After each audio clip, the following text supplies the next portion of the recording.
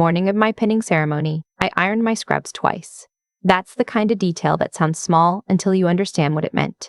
5 years of nursing school, working double shifts at a diner to pay for textbooks, sleeping 4 hours a night during clinical rotations. And it all came down to a ceremony where someone would pin a small piece of metal to my chest and say, "You made it." I wanted my scrubs to be perfect. I wanted everything to be perfect. I had sent my parents the invitation 6 weeks earlier, a real one, printed on cardstock, with the date and time and the address of the auditorium at Jefferson Community College. I even highlighted the parking information, because my dad always complained about not being able to find parking. I tucked it inside a card that said, "I'd love for you to be there." Not "please come" or "you have to come." Just that. "I'd love for you to be there." My mom called me 3 days later. "We'll be there, sweetheart. Wouldn't miss it." I believed her. I don't know why I still believed her after everything, but I did. Growing up, I was the quiet one. My older brother, Garrett, was the loud one, the one who filled every room he walked into, who could talk to anyone, who had a laugh that made strangers turn around and smile. My parents adored him. That's not me being bitter. That's just the truth. They adored him in the way some parents adore a child who reflects everything they wish they had been. My dad never finished college. Garrett was going to be different. Garrett was going to be something. I was 9 when I figured out I was on my own. We were at my aunt's birthday dinner, and my dad gave a toast. He talked about Garrett's Little League trophy.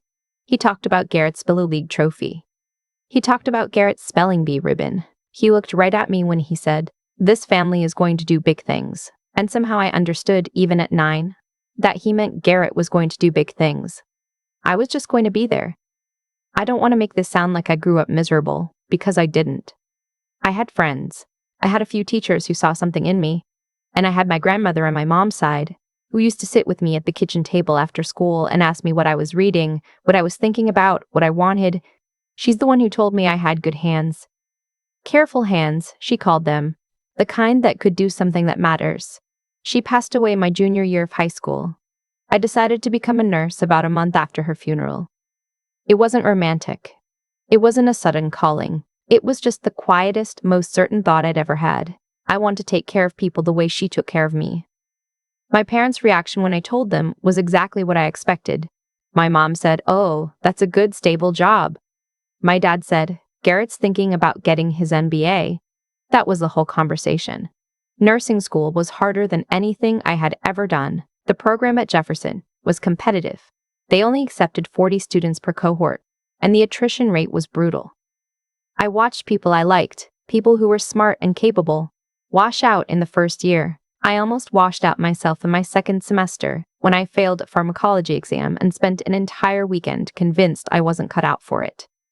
I called my mom that Sunday night. She listened for about 4 minutes before she asked if I'd seen the article she sent about Garrett's new business venture. I stopped calling home when things got hard after that. Instead, I built a life around the people who showed up. My roommate and study partner Zoe, who would quiz me on drug interactions at midnight while we ate cereal out of coffee mugs. My clinical supervisor, who told me in my 3rd year that I had good instincts and better judgment than nurses she'd seen with 10 years of experience. And eventually, the floor itself, the cardiac unit at St. Albans Medical Center, where I started as a new grad and where, 5 years later, I was the nurse everyone called first when something went wrong. I want to be clear, I'm not telling this story to make myself sound impressive.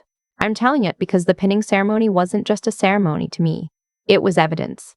It was 5 years of proof that I had done something hard and done it well. When the nursing director asked me to give a short speech at the ceremony on behalf of my cohort's continuing education class, I cried in my car for about 10 minutes, and then pulled myself together and wrote the whole thing in one sitting. I practiced it in front of my bathroom mirror.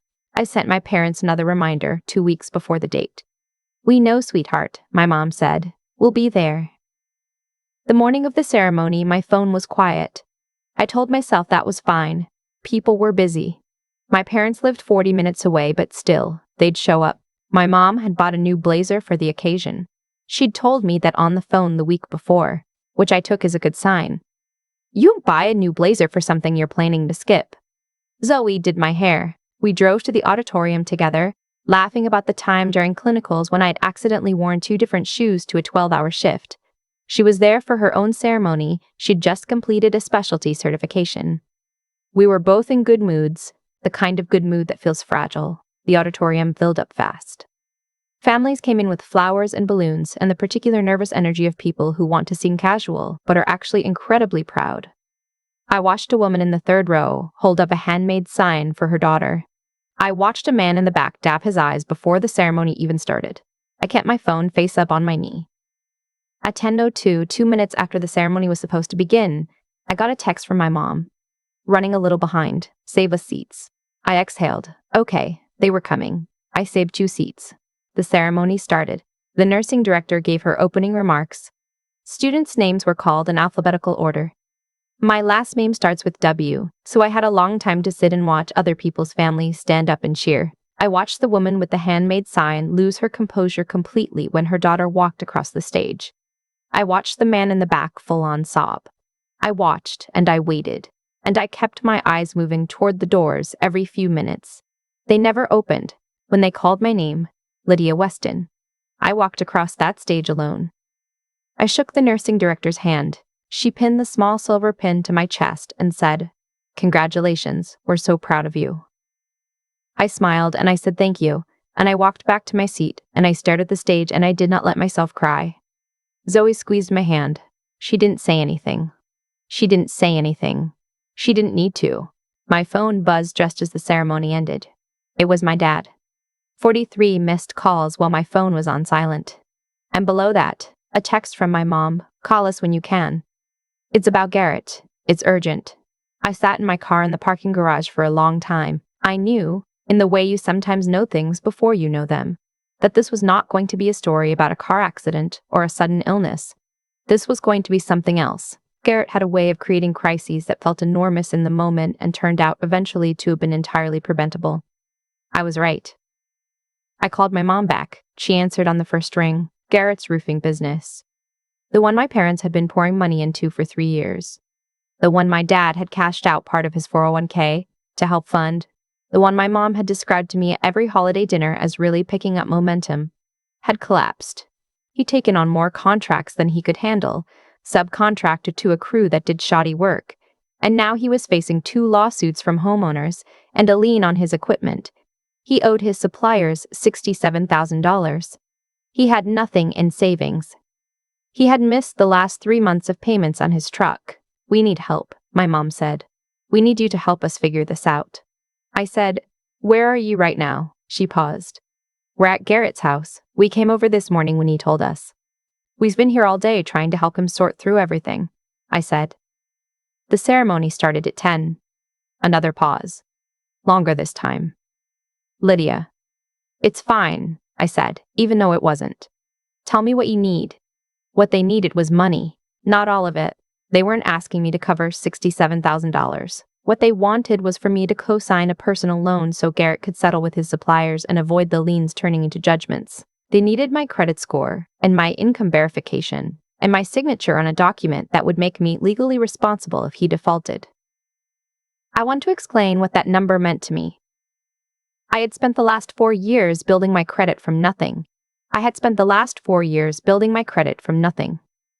had a credit score of 791. I had a savings account with just over $22,000 in it, money I'd set aside, carefully and slowly, because I wanted to eventually put a down payment on a condo. I had no debt except a small remaining balance on my student loans, which I had been paying off ahead of schedule. Co-signing that loan would mean tying my financial future to Garrett's, and Garrett's financial track record was not something I would have bet on.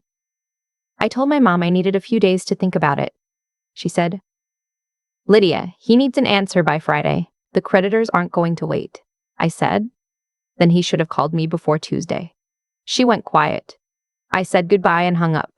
I drove home and sat on my couch for an hour without turning the lights on. Here's what I kept coming back to. I had sent them that invitation 6 weeks in advance. 6 weeks. They had known about the ceremony for a month and a half. Whatever crisis Garrett was in had not materialized that morning out of nowhere. He had known things were going wrong for months, maybe longer. The timing wasn't a coincidence. It was just how my family worked. Something involving Garrett always pulled them away from anything involving me, and this had been true for so long that I think they had stopped noticing it. I don't think my parents are bad people.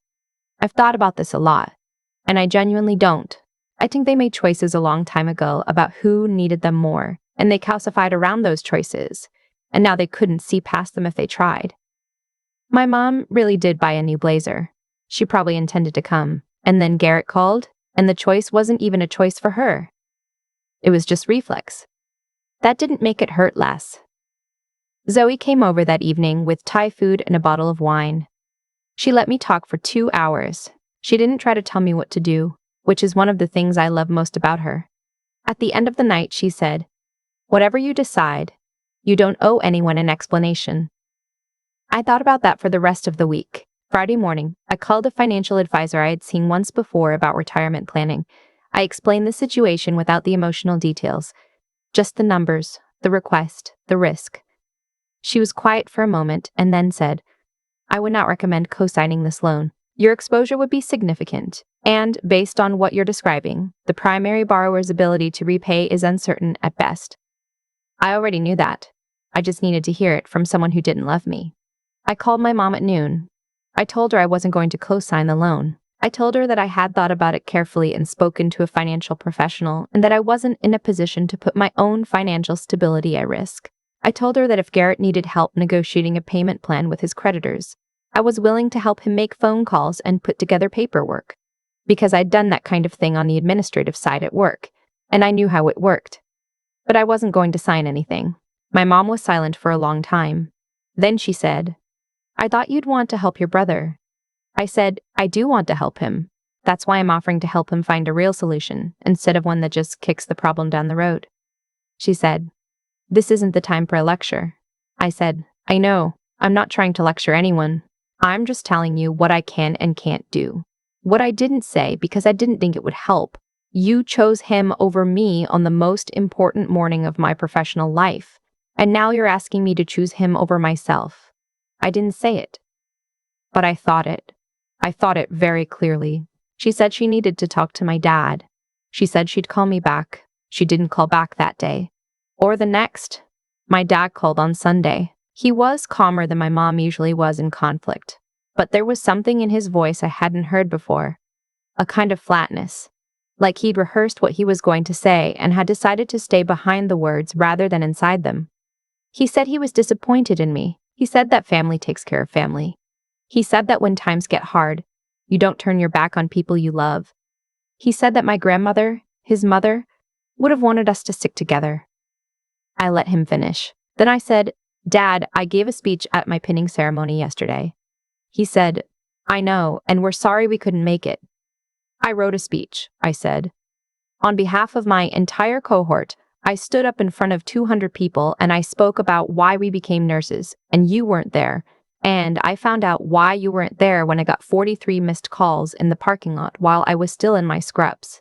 He didn't say anything. I said, "I'm not asking you to feel bad about it. I just want you to understand that I'm not turning my back on anyone. I'm making a financial decision that protects my future, and I'm allowed to do that." He said, "Lydia," I said, "I love you, Dad. I'll talk to you soon." I hung up.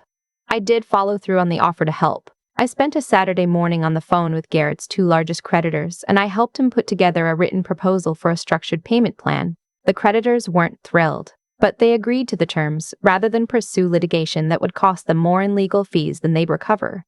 The suppliers agreed too, eventually. It took about 3 weeks, and it didn't cost me a single dollar. Garrett thanked me exactly once. He said, "Yeah, thanks for the help." He was on his way out the door when he said it. My parents thanked me not at all. The strange thing is, I didn't feel angry after a while. I felt something quieter than anger, more like clarity, like when you've been in a dim room for so long that you stop noticing how hard you're squinting, and then someone opens a window, and you realize all at once how bright things could have been. I started seeing a therapist that fall, not because I was in crisis, but because I wanted to talk to someone who could help me understand why it had taken me 31 years to stop auditioning for my own family. My therapist is a small woman with reading glasses and a very calm voice. And in our 3rd session, she said something that I've thought about almost every day since. "You've been measuring your worth by how much they acknowledge it. What would happen if you stopped?" What would happen? I didn't know then. I'm starting to find out. I requested a transfer to a new unit at the hospital, a step-down cardiac unit that had an opening for a lead nurse position. I got the job. The pay increase was significant. I moved out of the apartment I'd shared with Zoe, who was also moving in with her partner, and I put a deposit on a one-bedroom condo in a neighborhood I'd always liked but told myself was out of reach. It wasn't out of reach. It just required me to stop handing my resources, emotional and financial, to people who weren't protecting them. I see my parents a few times a year. Thanksgiving, Christmas, the occasional birthday. The conversations are polite and not very deep. My dad still talks mostly about Garrett. My mom still asks me how work is going and then moves on before I finish answering. It's not a dramatic estrangement. There's no screaming, no formal announcement. It's more like a renegotiation. I've changed the terms of my own availability, and they've accepted it the way people accept most things they didn't choose, quietly, without acknowledging that anything changed at all. Garrett's business is still barely running. He has a few small residential contracts. My parents float him money occasionally when things get tight. That's their choice, and I mean that without bitterness. It really is their choice, and they're allowed to make it. I just stopped waiting for them to make a different one. The pin from my ceremony is in a small dish on my dresser. I see it every morning when I get dressed. It's nothing fancy, just a silver caduceus on a tiny backing, the kind of thing you could lose in a coat pocket. But I keep it where I can see it because I want to remember that I walked across that stage alone and I was still standing at the end of it. My grandmother had careful hands, she said. Hands that could do something that matters. I think about her when I'm with a patient who's scared. I think about the way she used to sit across from me at that kitchen table and ask me what I was thinking about, what I wanted. She asked me that like my answer mattered, like she expected it to be interesting. I try to be that for the people I take care of. I try to be someone who shows up and stays, even when things are hard, especially when things are hard, because I know what it costs to be on the other side of that. I know what it feels like to look up at a door that never opens. I spent a long time hoping someone would come through that door. I'm not waiting anymore. I'm too busy building something on the other side of it. I spent a lot of time trying to figure out when exactly things went wrong in my family. I used to think there was a single moment, some turning point I could trace everything back to. But the longer I sit with it, the more I think it wasn't one moment. It was 1,000 small ones, a toast that left me out, a phone call that moved on too fast, a pinning ceremony where 2 seats stayed empty. The thing about patterns is that they don't feel like patterns while you're inside them. They just feel like your life. I spent 31 years adapting to mine, finding ways to need less, expect less, make myself small enough that the disappointment wouldn't land so hard. I told myself that was maturity. I told myself I was just realistic about who my family was. What I didn't understand then is that there's a difference between accepting people and erasing yourself to keep the peace. I was doing the second thing and calling it the first. When I walked across that stage alone and found 43 missed calls waiting for me in the parking lot, something shifted. Not dramatically. I didn't have some sudden revelation. It was quieter than that. It was quieter than that. It was more like, I see this clearly now, and once you see something clearly, you can't go back to squinting. What I did after that, I'm proud of. Not because I punished anyone or made a scene or walked away forever. I'm proud because I finally made a decision based on what was true instead of what I wished were true. I looked at the numbers, my credit score, my savings, my financial future. And I said, this is mine, and I built it, and I'm not signing it away. Then I sat down with Garrett's creditors anyway and spent my Saturday helping him find a real path forward. Because that was the right thing to do, and I could do it without costing myself anything. That's the part I keep coming back to. Real help and self-destruction are not the same thing, even though people who want something from you will sometimes try to convince you they are. Lydia, the woman I was at the beginning of this story, would have co-signed that loan. She would have told herself it was love. She would have spent the next few years watching her credit score tank and quietly resenting a family that never noticed the sacrifice. I know that because I know who I was. I've been rehearsing that role my whole life. The woman I'm becoming knows something different. She knows that showing up for yourself is not a betrayal of the people you love. She knows that the relationships worth keeping are the ones where both people are present, not just when they need something, but on an ordinary Tuesday, on a stage, in an auditorium, when the only thing at stake is witnessing someone's life. My grandmother asked me what I wanted. She expected my answer to be interesting. I think about that more than I talk about. I think about what it meant to be seen by someone so simply and so completely. I'm learning to do that for myself now. To ask what I want. To expect the answer to be worth something. The pin is on my dresser. I see it every morning. That's enough.